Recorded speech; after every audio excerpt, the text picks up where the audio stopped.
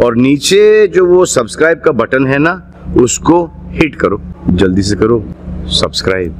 आजच्या या पत्रकार परिषदेमध्ये महायुतीतर्फे आपलं सर्वांचं स्वागत करतो। पिंपरी विधानसभेचे उमेदवार अण्णा बनसोडे यांच्या प्रचारार्थ ही खऱ्या अर्थाने आजची सायंकाळची पत्रकार परिषद आहे।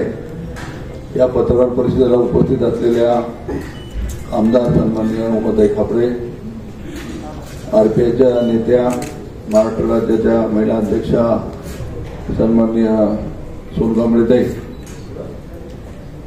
आमच्यातले ज्येष्ठ सहकारी जगदीशजी शेट्टी,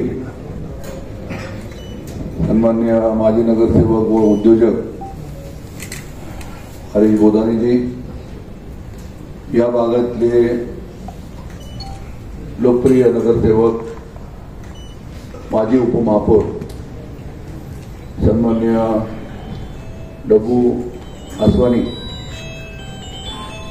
नगरसेवक शीतल शिंदे, नगरसेवक प्रसाद शेट्टी, नगरसेवक जगन्नाथ साबळे, नगरसेवक रोहित काटे, नगरसेवक लोकप्रिय नगरसेवक संदीप वागिरे, आरपीआयचे आमचे कुणाल ओवाळ, त्याचप्रमाणे सेनेचे काही मान्यवर असतील, आरपीआयचे मान्यवर असतील, व्यापारी दुसरे आमचे सहकारी किशोर, संदीप वागिरे, सांगितलं नाम एक बार और बोल दो, शैलेश, नगरसेवक शैलेश मोरे, क्या फर्क है, दीपू मेवानी, सन्माननीय उद्योजक आणि त्यांच्या सुविध पत्नी या नगरसेविका आहेत। माझ्या समोर बसलेले पण अनेक सन्माननीय व्यापारी वर्ग आहे, इतर कुदळे आणि इतर सर्व मान्यवर, इतर खरं मंचावर जागा थोडी छोटी आहे, जे उभे आहेत त्यांच्यासाठी मी दिलगिरी व्यक्त करतो, नाही तर खुर्च्यांची अरेंजमेंट करताना तर प्लीज करावी। आजच्या सायंकाळची ही जी पत्रकार परिषद आहे, आपल्या सर्वांना माहीत आहे की पिंपरी कॅम्पामध्ये विशेषतः व्यापारी संघामध्ये थोडीशी नाराजीचा सूर होता, गैरसमज होते आणि श्रीचंद आसवानी जे बांधकाम व्यावसायिकपणे, उद्योजकपणे आणि मार्केट कमिटीमध्ये शहरामध्ये पिंपरी कॅम्पचे सर्व व्यापारी जे आहेत ते व्यापारी त्यांना मानतात, ते थोडक्यात त्याच्या व्यापाऱ्यांचे अध्यक्ष आहेत। व्यापाऱ्यांची काही समस्या असली तर ती समस्या श्रीशेठ आसवानी असेल, डब्बू असेल, हरीश आसवानी असेल किंवा त्यांच्या आसवानी कंपनीमध्ये धनराज वगैरे दुसऱ्या भारतीय जनता पार्टीचं काम करतात, परंतु ही सर्व मंडळी कायम लोकांच्या अडीअडचणीमध्ये धावून येणारी मंडळी आहे, व्यापाऱ्यांना सहकार्य करणारी म्हणजे मंडळी आहे। डब्बूचा तर वार्ड अर्थात फक्त व्यापाऱ्यांचं नाहीये, खूप मोठ्या प्रमाणामध्ये मिलिंदनगर आणि बाकीच्या परिसराची मोठी झोपडपट्टी पण आहे, तिथं डब्बू चांगल्या पद्धतीने काम करतो, उलट त्याच्या मदतीने आजूबाजूचे नगरसेवक पण आमचे निवडून येतात। संदीप जरी भारतीय जनता पार्टीमध्ये असला तरी त्याच्याही कामाची पद्धत, त्याचं काम खूप चांगलं आहे। अशा पद्धतीने बाकीचे मान्यवर आहेत पिंपरीमधले पण, प्रभाकर वागिरे आमचे असतील, संतोषजी कुदळे असेल, जगन्नाथ साबळे बरोबर इतर काम करणारे सहकारी असतील, अलीकडे रामआजार धारिया वगैरे जास्त सक्रिय नाहीये आणि अशा पद्धतीने पिंपरीचं सर्व काय आहे। असं असताना थोडेसे गैरसमज मी आधी सांगितल्याप्रमाणे होते आणि थोडंसं नाराजीचं सूर पाहायला मिळत होतं। खरं पाहिलं तर अगदी हक्काची घरातली मतं, ज्यासाठी गेल्या वेळेला तर आपल्या सर्वांना माहीतच असेल की श्रीचंद आसवानी, धनराज आसवानी आणि मी स्वतः बाकीच्या सर्वांनी मिळून आग्रह करून दादाला अण्णांचं तिकीट पुन्हा द्या असे आग्रही मागणी करणारे आम्ही सर्वजण। आणि यावेळेला थोडंसं वेगळं चित्र आपल्याला बघायला मिळत होतं, परंतु मी आपल्याला सांगू इच्छितो की ही तात्विक आणि थोडंसं काही कारणास्तव असे आपसामधले मतभेद येतं. यांचं काही देण्या घेण्यावरनं नाही, जमीन जुमल्यावरनं भांडण नाही किंवा कोणाच्या बद्दलचा काही द्वेष नाहीये. परंतु तो काय जो तात्विक त्यांचा आपसातला गैरसमज होता तो दूर झालेला आहे. मुंबईला आम्ही गेलो असता दादांनी ज्या पद्धतीने मध्यस्थी केली, दादांनी पण ज्या पद्धतीने विनम्र आवाहन केलं आणि दादांनी श्रीचंद आसवानी असेल, धनराज असेल, डब्बू असेल यांना अशी विनंती केली की ही स्वतःची माझी निवडणूक आहे असं समजून तुम्ही सर्वजण एकत्र या, एकत्र काम करा आणि महायुतीचा उमेदवार हा कोणत्याही पद्धतीमध्ये निवडला गेला पाहिजे, बहुमताने निवडून यायला पाहिजे यासाठी प्रयत्न करा. आपल्याला सर्वांना माहिती आहे की भारतीय जनता पार्टीचे आमदार असतील, अमित गोरखे असतील, ताई असतील, उमा खापरे असतील, सदाशिव खाडे असतील, त्यांची सर्व सहकारी एक दिलाने सर्व जबाबदारी पूर्ण ते काम करत आहेत. शरणाप्पा बारनेही चांगल्या पद्धतीने काम करतायत, त्यांचे सर्व सहकारी चांगल्या पद्धतीने काम करतायत. शिवसेनेचा पूर्ण पाठिंबा आपण बघता की प्रत्येक ह्याच्यामध्ये आरपीआयची सर्व मंडळी, मग कुणाल असेल, आमच्या सोनकांबळेताई असतील किंवा आमचे आरपीआयचे दुसरे सहकारी जाधव अनेक ते होते. आणि विशेष म्हणजे बाळासाहेब भागवत आणि विशेष म्हणजे स्वतः आठवले साहेबांनी वेळ काढला आणि त्यांनी तिन्ही मतदारसंघासाठी, तिन्ही मतदारसंघाचे आरपीआयचे सर्व कार्यकर्ते तिथं मोठ्या संख्येने उपस्थित होते आणि साहेबांनी तिथं त्यांना सगळ्यांना आवाहन केले की तिन्ही मतदारसंघातल्या लोकांना आरपीआयच्या सर्व कार्यकर्ते काम करतील, चांगल्या पद्धतीचं काम करतील. आणि साहेबांनी हेही सांगितलं की भारतामध्ये रिपब्लिकन पक्ष मी चालवतोय आणि तिकडे डोनाल्ड ट्रम्प USA मध्ये चालवत आहेत, असे आम्ही दोन लोक आहोत जो रिपब्लिकन पार्टी चालवत आहे. आणि अशा पद्धतीने त्यांनी सगळ्यांना आवाहन केलं, सहकार्य केलं. अण्णावर विशेष प्रेम आहे, अण्णासाठी वेळ काढून ते इथं आले. मी सगळ्या आरपीआयच्या सन्मान्यांचे पण आभार मानतो. सगळं एक दिलाने एक प्रेमाने चाललंय. आता पिंपरीतला व्यापारी वर्ग म्हणजे हा एक मोठी ताकद आहे आणि थोडीशी ह्यांची नाराजी म्हणजे थोडंसं अशा पद्धतीची नाराजी पण आहे की पिंपरीचं ट्रॅफिकचं जे कंजक्शन तुम्ही बघताय ते खूप मोठ्या प्रमाणावर ट्रॅफिकचं कंजक्शन आहे. त्याचबरोबर पार्किंगची सोय ही अजिबात नाहीये. तिसरं म्हणजे बेकायदेशीरपणे जे हातगाड्या आहेत, जे स्टॉल्स आहेत ते रस्त्यामध्ये पुढे पण भर रस्त्यामध्ये लागले जातात, दुकानाच्या समोर लागले जातात, त्यांची व्यवस्था नाहीये. अशा पद्धतीने अर्थात त्यांची पण उपजीविका आहे, त्यांना पोट भरायचं आहे, त्यांना पण काहीतरी त्यांच्यासाठी पण पर्याय योजना करायला हवी. तर अशा पद्धतीने आपण पाहिलं असेल दिवाळीमध्ये तर अक्षरशः पुलावर अर्धा पाऊण तास थांबावं लागायचं, गाडी हलत नव्हती. दुसरं आता डब्बू आसवानीच्या प्रयत्नातून जो अंडरपास झालेला आहे त्या अंडरपासला कदाचित आता वन वे हा 100% करावा लागेल, कारण 2 वे असल्यामुळे तिथं पण आता रोज पार्किंगची समस्या म्हणजे तो ब्लॉक होतोय. एक तर तो खूप छोटा आहे, तो मोठा करता येणार नाही, त्यामुळे 100% त्याला ट्रॅफिकवाल्यांना त्याची मदत घेऊन आता येताना मी स्वतः तिथं जवळजवळ 10-12 मिनिटं अडकलो. मी कार सोडली, पायी आलो, एखाद्या स्कूटरवर बसलो, परत एका कारमध्ये बसलो आणि मग इथं पोहोचलो. म्हणजे इथं यायला पण एवढा माझा पण प्रॉब्लेम झाला.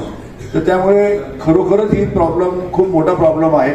अर्थात शहरामध्ये मेट्रो वगैरे या सगळ्या काही गोष्टी महायुतीच्या माध्यमातून सगळं चाललंय. आता मेट्रो पण चांगल्या पद्धतीने चालते आणि आता हे मार्ग वाढत चाललेले आहेत. परंतु परवा दिवशी भाजी मंडईमध्ये जेव्हा अण्णांचा सत्कार झाला, अण्णा तिकडे भाजी मंडईमध्ये गेले, त्यामुळे भाजी मंडईचा एक विषय आणि पार्किंगचा विषय त्याबद्दल आमदार आपल्याला स्वतः बोलतील की पुढचं नियोजन त्यांनी काय केलेलं आहे. माझी एक सूचना अशी पण असणार आहे आणि आमदाराला विनंती असणार आहे की आता मला वाटतं हिंदुस्थान अँटिबायोटिक्सची रेल्वेकडची जी जागा आहे ती लीजवर कोणीतरी घेतलेली आहे आणि तिथं पार्किंग चालू आहे. परंतु लॉंग टर्मच्या लीजवर जर महापालिकेने ती जागा घेतली आणि तिथं मल्टिपल पार्किंग जर केलं 2 व्हीलर आणि 4 व्हीलरचं, तर अगदी भर मार्केटला लागून ती मोकेची जागा आहे. त्याचबरोबर जो मी आता समस्या तिथं सांगितली की बाबा जे हॉकर्स आहेत जे भर रस्त्यावर लागतात, ज्याच्याकडं व्यापारी त्रस्त आहेत, व्यापारी वैतागलेले आहेत, त्याच्यात भर दुकानासमोरच लावून टाकतात. त्यामुळे मग काय होतं, एक तर वाहन लागलेलं असतं, त्यात हातगडी लागलेले असते, त्यामुळे वाहनांची कोंडी होते, व्यवसायावर पण परिणाम होतो, ट्रॅफिकला परिणाम होतो, सर्वांचा प्रॉब्लेम होतो. त्यामुळे माझ्या म्हणण्याचा कोणीतरी विपरीत असा अर्थ काढू नये की याचा अर्थ सगळे हॉकरवाले काढून टाकाय, परंतु हॉकरवाल्यांची आपण हॉकर झोन करून परत त्यांच्यासाठी व्यवसाय त्यांचा करू की ते छोटे छोटे हॉकर झोनवाले आहेत त्यांना कुठेतरी अकोमोडेट करून ते भर रस्त्यावर लावणार नाहीत आणि तिथे कोंडी होणार नाही, रस्त्यावर गाड्या लागणार नाही आणि P1 आणि P2 या पार्किंगच्या ज्या काय आहेत ते आणि एक वन वे अशा पद्धतीने व्यापाऱ्यांची एवढीच मागणी आहे. आणि व्यापाऱ्यांचं दुसरं असं अजून एक म्हण आहे की बाबा आम्ही व्यापार करणारे लोक आहोत, आम्हाला कोणत्याही राजकीय पक्षाकडनं त्रास होता कामा नये किंवा आम्ही कुठल्या राजकारणामध्ये पडत नाही आणि आम्हाला कोणत्याही प्रकारची दहशत गुंडबिंडक लोक असे असतील तर त्याच्यात ते लोक कधी they are not a part of it. त्यामुळं अशी सर्व काही मागणी व्यापाऱ्यांची आहे. या व्यतिरिक्त त्यांचं काही म्हणणं नाहीये, ते तुम्हाला माहिती आहे कधी कोणाला त्रास देत नाही काही नाही. आणि उलट आजपर्यंत डब्बू आसवानीच्या पाठीशी ती लोक राहिली आहेत, आधी हरीश आसवानीच्या पाठीशी राहिली आहेत, हरीश बोधारीच्या पाठीशी राहिलेली आहेत, गुरुबक्ष पैलानीच्या पाठीशी राहिलेली आहेत. अशा पद्धतीने ही सर्व मंडळी चांगलं काम करते.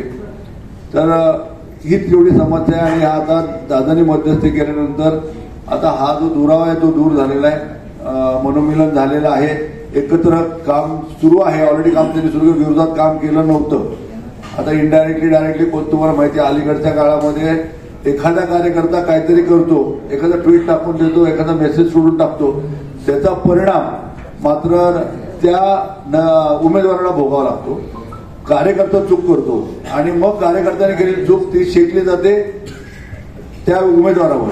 तर अशा अनेक ठिकाणी असं होतात, काहीतरी मुद्दाम खोड करतात. तुम्हाला माहिती असेल की दापोडीमध्ये जो प्रकार झाला जो मीडियावर सगळीकडे आला, आता दापोडीतला जो प्रकार झाला त्यामध्ये अण्णांच्या त्या खळाळावर त्या ठिकाणी ते तुतारी वाजवणारा माणूस चिटकवला आणि ते चिटकून वाटत होते.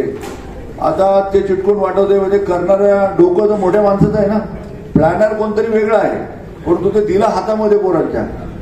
याचा अर्थच असा आहे की विरोधकांच्या पायाखालची वाळू ही सरकलेली आहे, पराभव त्यांना दिसत आहे आणि त्यामुळं अशा प्रकारचा खोडसळपणा करून काहीतरी करून अण्णाचं चिन्ह घेऊन आणि अण्णाचं चिन्ह लपवायचं आणि त्यांचं चिन्ह द्यायचं आणि हात जोडायचे दाखवायचे अण्णाचे, ही कुठली पद्धत आहे? म्हणजे सुशिक्षित होण्याचं लक्ष नाही का सुशिक्षित होण्याचं लक्ष नाही, अशिक्षित होण्याचं लक्ष नाही. एका ठिकाणी आमच्या भगिनी स्वतःला डॉक्टर म्हणतात.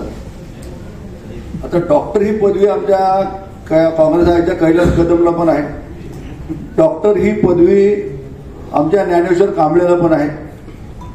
ते सर्टिफिकेट माझ्याकडे पण आहे, मी ती पदवी विकत घेतली नाही कारण ते सोशल ते सांगितलं नाही कोणाला. कारण कसं आहे जे सोशल फील्डमध्ये काम करतात, जे पॉलिटिक्स याच्यामध्ये काम करतात, तर सोशल कामाचं एक गुणगान म्हणून आहे, सोशल कामाची एक पावती म्हणून अशा प्रकारच्या ज्या काही विद्यापीठ आहेत त्यांचा हा एक व्यवसायच आहे आणि तिथे आपल्या डिग्र्या मिळल्या जातात. तर मग दुसरं असं म्हटलं गेलं, टीका टिप्पणी केली जाते की तुम्हाला सुशिक्षित हवा का अशिक्षित हवा. आता मी एवढं सांगू शकतो, एखादा 10वी असेल, एखादा 12वी असेल, एखादा ग्रॅज्युएट असेल, एखादा पोस्ट ग्रॅज्युएट असेल, असू शकतं ना शिक्षणामध्ये काय, परंतु डॉक्टर तर निश्चित नाही, PhD तर निश्चित केली नाही, MBBS तर निश्चित केलं नाही. आधी म्हणलं की सोशल कामामधली मिळालेली ती पदवी आहे, ती पदवी अनेकांना मिळते आणि अशा पद्धतीने ती पदवी आणि त्याचा मग उदो करायचं आणि समोर सांगायचं अण्णा. आता अण्णाचं अक्षर सुंदर आहे, अण्णाचं ड्राफ्टिंग चांगलं आहे. He is a literate person. He is not an illiterate person. He is a literate person. He can address the common people. He knows the problem of the people. He solves the problem of the people. That is why he last 10 years MLA. 10 वर्ष त्यांनी चांगलं काम केलेलं आहे. त्याला problem कसे solve करायचे माहिती आहेत. गोरगरिबांची नाडी त्याला तपासता येते, त्यांच्या अडचणी त्याला दूर करता येतात. आता त्याला लिहिता वाचता आलं नसतं तर तुम्ही त्याला असं म्हटलं असतं की बाबा सुशिक्षित अशिक्षित. अरे 10वी झालेला माणूस अशिक्षित नसतो, 12वी झालेला अशिक्षित नसतो. वसंतदादांनी तर 7वी करून महाराष्ट्राचं मुख्यमंत्रीपद पडवलं. अनुभव साठेंचं शिक्षण काय होतं. त्यामुळं भांडवल कुठं करावं, आता आपलं काम सांगावं, आपण काय काम केलंय, पुढे काम काय करणार आहोत, तिथपर्यंत ठीक आहे. उगाच अण्णा 10 वर्ष आमदार राहिला नाहीये आणि आता हॅट्रिक होणार आहे आमदार अण्णाची, ह्याच्यामध्ये काही दुमतच नाहीये. त्यामुळे पिंपरी शहरातील डब्बू आसवानी असतील, बाकीचे आमचे श्री आसवानी असतील, बाकीचे आमचे सहकारी असतील, काही बाकीचे आमचे आपसातले नगरसेवक पण थोडेसे नाराज होते तिकिटावरून, ह्याच्यावरून त्याच्यावरून. आता तुम्ही बघताय सोनकांबळे ताई 2 दिवस राहिला लगेच कामाला आताच बघताय, प्रत्येकाला ते जीव तोडून काम करतात. त्यांनी त्यांची नाराजी त्यांनी दूर करून टाकली. जितेंद्र काम करतोय, आप्पा काटे काम करतोय, काळूराम आता ठीक आहे, काळूरामला थोडा धक्का मारावा लागतो, थोडासा करतोय, पण तो पण थांबला नाही. काळूराम पण काम करत, तिथं भरपूर लोक काम करतात. शीतल आहे, प्रसाद शेट्टी आहे, सगळे आम्ही मित्र म्हणूनच सगळे. तुम्ही पाहिलं मुंबईला आम्ही चेतन घुले आमच्या बरोबर होतो, आम्ही सर्वजण एकत्र मुंबईला गेलो होतो दादांकडे आणि हा मनोमिलन झालेला आहे. मी पिंपरीतल्या नमस्कार बाळासाहेब भागवत आलेले आहेत, त्यांना जागा द्यायची होती. तर अशा पद्धतीने हा मनोमिलन झालेला आहे. मी खास करून या ठिकाणी धन्यवाद देऊ इच्छितो श्री आसवानीला, डब्बू आसवानीला, की त्यांनी पण हा पुढाकार घेतलाय, मन मोठं दाखवलं त्यांनी. अजितदादांवरचं प्रेम त्यांनी कायम ठेवलेलं आहे आणि ते स्वतः मधल्या काळामध्ये तुम्हाला माहिती आहे की आता ज्या वेळेला अशा प्रकारचा थोडासा दुमत असतं, संघर्ष असतं, त्यावेळेला आमच्या समोरच्या भगिनींनी पण खूप प्रयत्न केले. त्यांना मोठ्या मोठ्या लीडर लोकांचे फोन आले, त्यांना अगदी महाराष्ट्रातल्या वरच्या लेवलच्या लोकांचे फोन आले, तुम्ही इकडे या, आम्हाला मदत करा, आम्ही तुमचे सगळे प्रॉब्लेम सॉल्व्ह करू, ते करू, असं सगळ्या प्रकारचे फोन बिन त्यांना त्यांच्या अगदी घरी येऊन लोक बसले. परंतु त्यांनी एक गोष्ट स्पष्ट केली, एक वेळ आम्ही गप्प बसू, एक वेळ आम्ही काहीच करणार नाही, परंतु दादाच्या विरोधात आम्ही काम करणार नाही. दादा आमचे गुरु आहेत आणि अर्ध्या रात्री दादा आमच्या सहकार्याला येतात, त्यामुळे दादाच्या विरोधात आम्ही काही करणार नाही. अशा प्रकारचा विश्वास दादाने दाखवला. परंतु त्यांनी स्पष्ट सांगितलं कि हम दादा को छोड़ के कुछ नहीं करेंगे, हम दादा हमको हमारा नाराज नहीं, हमारा तुमने नहीं सुना, हमारा गुस्सा झगड़ा था तब तक तुमने नहीं सुना, तो हम चुप बैठेंगे, हम काम नहीं करेंगे, पर हम आपके आगे नहीं काम करेंगे. तर म्हणून या ठिकाणी मी पिंपरीतले जेवढे पण व्यापारी आहेत त्या सर्व सभी व्यापारी भाइयों का मैं शुक्रगुजार हूँ, उनको तहे दिल से थैंक्स बोलता हूँ. और जैसा मैंने कहा कि दादा का एक्चुअली क्लिपिंग के लिए हम रुके थे, तो दादा ने बोला है कि व्यापारियों की जो भी समस्या है वो समस्या जल्द से जल्द मैं हल करूंगा और मैं आपसे जुड़ा हूं, हमेशा आपके साथ रहूंगा. ये जबान दादा ने श्रीचंद आसवानी को, डब्बू आसवानी को मैं सामने था, मैं उसका खुद गवाह हूं कि ये सब बातें उन्होंने कही है. और डेफिनेटली दादा जो भी बोला है ये व्यापारियों की समस्या जल्द से जल्द दूर होगी. पिंपरी में कोई भी गुंडागर्दी वगैरह ना होगी, उसके लिए भी दादा ने स्ट्रिक्टली बोला है कि कुछ भी होगा तो दादा ने बोला मैं फेस करूंगा. तो उनको सबको ये रिक्वेस्ट की है कि प्यार से सब लोग रह के इलेक्शन सीधे से पार करो. और तीनों उम्मीदवार को, मतलब छिंदवाड़ा में हमारे शंकर जगताप को घड़ी, पिंपरी में अन्ना बनसोड़े को, शंकर जगताप को कमल, शंकर जगताप का कमल, पिंपरी में अन्ना बनसोड़े की घड़ी और महेश लांडगे जी की ओसरी में से कमल. तो इस तरीका से महायुति के तीनों उम्मीदवार चुन के लाने का एक विनम्र आह्वान उन्होंने किया है, रिक्वेस्ट की है. यहाँ पर सब जो उपस्थित है और पत्रकार, 3 दिन पहले हम माननीय अधिकारी पहुंच के पुलिस के पास गए थे, व्यापारी लोग का प्रॉब्लम था, जो भी व्यापारी लोग का प्रॉब्लम था हमने दादा को बताया कि लास्ट 10 साल से जो हमारी सुन के मतदान करते थे तो उनसे वो समाधान नहीं थे कि उनका 10 साल से काम नहीं हो रहा है. जैसे कि योगेश भाई अध्यक्ष सर ने भी बताया कि ट्रैफिक का प्रॉब्लम, पार्किंग का प्रॉब्लम, और कुछ उनके दुकान के बाहर जो अनफॉर्चुनेटली लोग दादागिरी करके आके रुकते थे, गाड़ी लगाते थे, थोड़े पे पुलिस कंप्लेंट होती थी, पुलिस भी कुछ नहीं वहां पर मदद करती थी व्यापारी लोग को. तो वो सब प्रॉब्लम हमने दादा को बताया. तो दादा ने कहा कि वो मैं आश्वासन शब्द देता हूँ, ये इलेक्शन के बाद में वो सब प्रॉब्लम वो मेरा है, आपका नहीं है. दादा के शब्द के आगे हम जाएंगे नहीं. दादा ने जो शब्द दिया है तो हमारे व्यापारी भी वो शब्द पे कायम है और खुश है. व्यापारी का जो प्रॉब्लम था वो दादा ने बोला कि मैं सॉल्व करता हूँ, तो व्यापारी ने बोला इट्स ओके. जहाँ 10 साल गए वहाँ 1 साल और 1 साल में आप प्रॉमिस कर रहे हो, तो हम लोग ठीक है दादा वो करके देंगे. तो व्यापारी लोग को हमने मीटिंग लेके बताया कि ऐसा है, हमको आगे चलना है, आपका क्या राय है. तो बोला ठीक है, जहाँ पर आप लोग वहां पर हम, श्री भाई अध्यक्ष है, हम लोग सब साथ में मिलकर बैठे. तो हमने सब बताया कि हम लोग को दादा ने सुबह 8 बजे बुलाया था, हमने 1 घंटा मीटिंग किया. वहां पर शीतल, प्रसाद भाई, योगेश सर, चेतन, श्री आसवानी में कालराम पवार सब थे, अप्पा काटे. तो जो प्रॉब्लम थे सब दादा ने बोला मैं प्रॉब्लम सॉल्व करके दूंगा. तो हमने बोला ठीक है, आप अगर प्रॉब्लम सॉल्व करते तो हमको भी किसी से गिला शिकवा नहीं है। खाली व्यापारी लोग का एक ही कहना था कि 10 साल से नहीं हो रहा है, तो हम इस बार हम लोग वोटिंग नहीं करेंगे। तो अभी हम लोग ने व्यापारी लोग को भी अभी कॉन्फिडेंस में लेंगे। आज 50% 70% लिया है, बाकी जो 20-30% जो है वो आज मिलके हम लोग आज कल में क्लियर करके लेंगे और हम दादा के साथ में। पण डब्बूबाई हे नाही आम्हाला समजत की तुम्ही पण या शहराचे उपमहापौर होता, नगरसेवक म्हणून तुम्ही चांगल्या मताने निवडून आलेले आहात। मग तुमचे जे प्रश्न आहेत वाहतुकीचे वगैरे तुम्ही तुमच्याशी सुद्धा संबंधित आहे, तर तुम्ही त्यांचा राग अण्णांवरती का धरत होता हे आम्हाला गुड नाही कळत। ठीक आहे, बरोबर आहे। एखादा माणसाने जे शब्द दिले, जेव्हा आम्ही व्यापारीकडे गेलो की आता आमदार इलेक्शन आहे आणि आमदारने आम्हाला शब्द दिले की आम्ही काम करून देणार आहे, ठीक आहे, नगरपालिका इट्स ओके, कुठं कुठं काय करे कमिशनर कधी ऐकत नाही, तर आमदार म्हणून लवकर ऐकणार। तर व्यापारी लोकांचं म्हणणं होता की आम्हाला प्रॉब्लेम आहे, पण कसं आहे, थोडक्यात एक सांगतोय, मंडई शगुन चौक हे माझ्या वाड्यात येत नाही, माझ्या वाड्यात राधिका चौक पर्यंत आहे, तिथं प्रॉब्लेम जास्त आहे। माझ्या वाड्यात जे प्रॉब्लेम होता साई चौकचा सवय आपण केली, ते 50 to 70% प्रॉब्लेम सॉल्व्ह झालाय। पण बाकी जे प्रॉब्लेम आहे व्यापारी लोकांचं ते पुढे माझ्या वाड्यात तिथे येत नाही, म्हणून हे प्रॉब्लेम। मी पूल केला ना आता, ते तुमचा सगळ्यांचा प्रॉब्लेम सॉल्व्ह होईल ना तिकडे।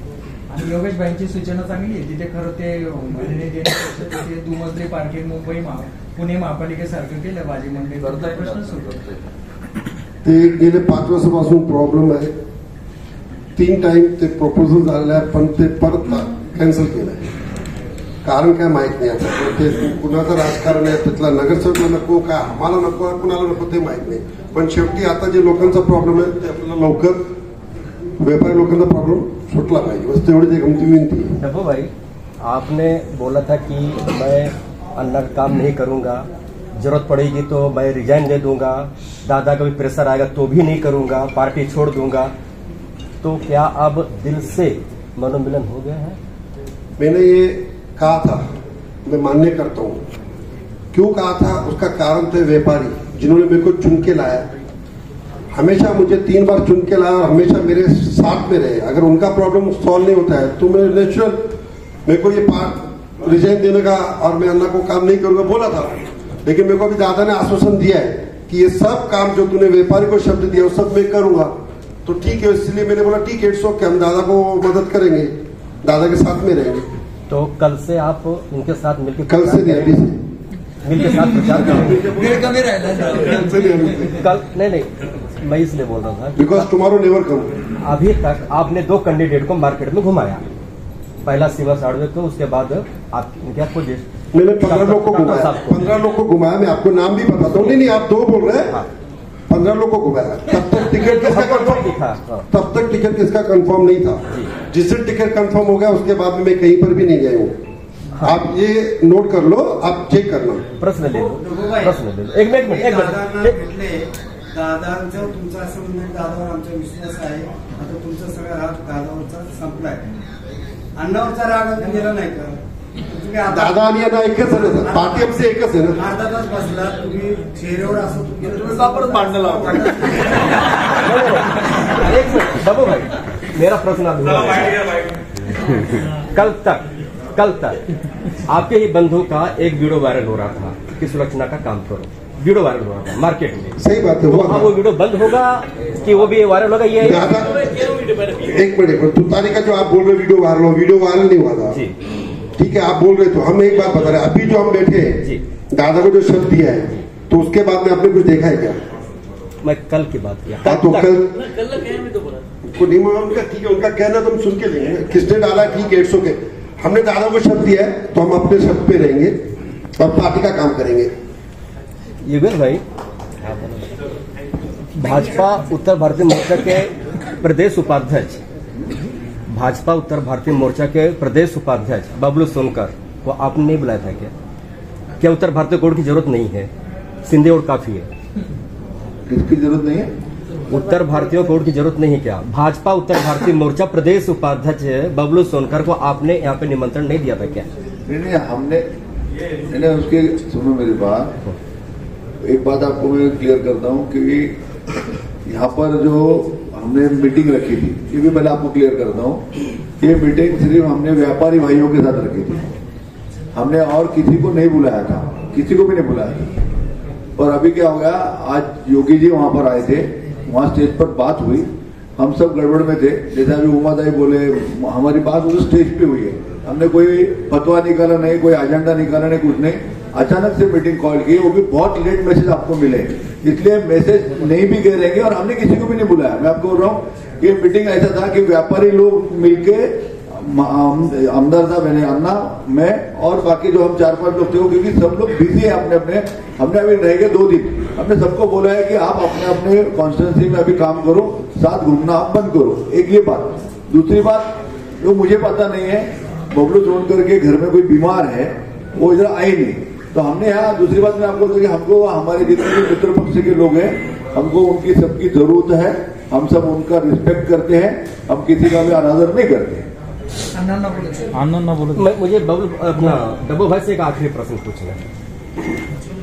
अभी आपका दिल से मनोमिलन हो गया, आपने एक्सेप्ट कर लिया, आपको नगर सेवक चुनाव में 16,000 नियर अबाउट वोट मिला था, तो क्या लगभग इतना ही वोट ट्रांसफर होगा आपके वार्ड से? तभी 4 का पैनल था ना जी, खाली मेरा वार्ड यहाँ तक था, राधिका चौक तक 4 लोग बैठे तो है। हाँ, तो सुनो सही भाई, आपने पूछा था, मैं बता रहा हूँ। अभी आप 16,000 की अपेक्षा रख रहे, हमारा विचार तो मोर देन 50,000 है।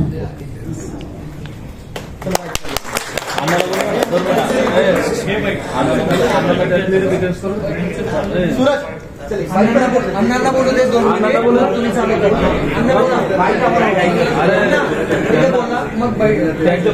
आज या ठिकाणी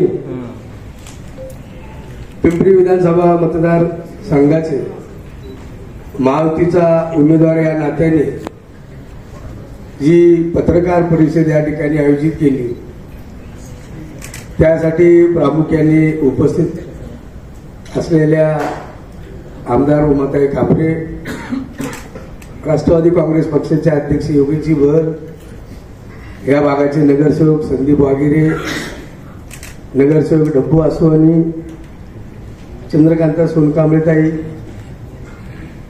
शीतल शिंदे,